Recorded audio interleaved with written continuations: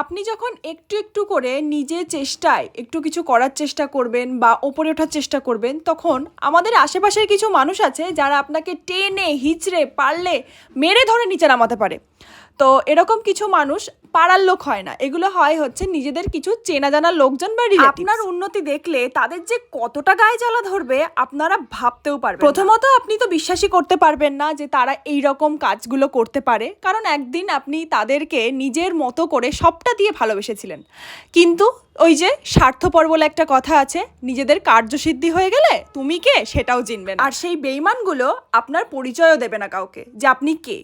তো এরা হচ্ছে এক ধরনের সামাজিক জঞ্জাল, যেগুলো না থাকলেই ভালো হয়, কিন্তু থাকবে কারণ কিছু তো করার নেই। আর সব থেকে খারাপ লাগবে এইটা ভেবে যে আপনি তাদের কিছু মুখ ফুটে বলতেও পারবেন না, কারণ ওই যে আমাদের বাবা মা আমাদের খুব সুন্দর একটা শিক্ষা দিয়ে রেখেছে যে সব কিছু মুখ বুজে মেনে নেওয়ার জন্য, কারণ রিলেশনশিপটাকে বাঁচানোর জন্য, আমাদের সবার সাথে সবার আত্মীয়তার যে সম্পর্কটা সেটাকে ধরে রাখার জন্য।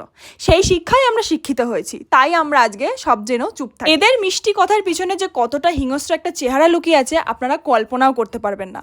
এরা সবসময় ওয়েট করেই থাকে আপনাকে কোন কাজে কিভাবে ব্যবহার করা যায়। তবে ঠেকে শেখা বলে একটা কথা আছে, তো ঠেকে শিখে আর এদের সাথে চলতে গেলে আপনাকে গন্ডারের চামড়া তৈরি করতে। একটা পশু পাখি অসুস্থ হয়ে গেলে তাদের মুখে একটু জল দেওয়ারও যাদের মানসিকতা থাকে না, তাদের কথা ভেবে আপনি কষ্ট পাবেন, কারণ তাদের থেকে আপনি নিঃসন্দেহে অনেক ভালো মানুষ, আর তারা হাজার চেষ্টা করলে আপনার নখের যোগ্য হতে পারে। আর আমি জানি আপনারাও এটা রিলেট করতে পারবেন কম বেশি। আজ এইটুকুই আমি তোমাদের সাথে শেয়ার করলাম, নেক্সট ভিডিওতে কিন্তু আমি পুরোটা কমপ্লিট করে দেখাবো। চলো বাই।